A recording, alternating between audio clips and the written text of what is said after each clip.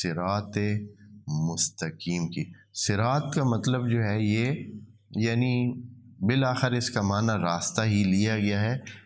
معنی اس کا یہ ہے کہ جہاں انسان نے پہنچنا ہے، جدھر جا کر انسان نے گم ہو جانا ہے، جدھر جا کر انسان نے اپنے مقصد کو پہنچ جانا ہے، وہ صراط۔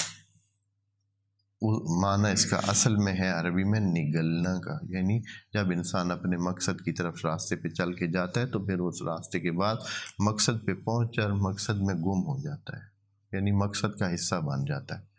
تو اس لیے اب مستقیم صراط، ہر صراط بھی نہیں چاہیے، صراط مستقیم۔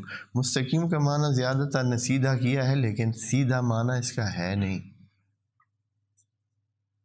یعنی سیدھا ہونا اس کا جزو ہے، جزو معنی ہے، سارا معنی سیدھا نہیں ہے۔ یہ قوام سے ہے، مستقیم قوام کے لفظ سے۔ قوام یعنی استحکام، یعنی استواری، یعنی اس میں طاقتور چیز جو ہو اس کو کہتے ہیں کہ قوام والی چیز۔ تو مستقیم یعنی ایسی چیز جو ہمیں استواری ہمیں دے، استواری ہمیں دے، جو ہمیں صحیح پیڑے انداز میں رکھے، طاقت کے انداز میں رکھے، پکا رکھے، ثابت رکھے، اور مستحکم انداز میں اپنے مقصد تک پہنچنے میں مدد کرے، وہ راستہ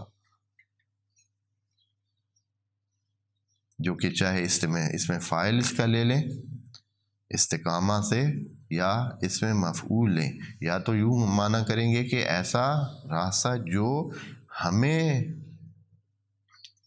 طاقت اور قوت اور استحکام دیتا ہے، یا وہ خود راستہ طاقت اور قوت اور استحکام والا ہے۔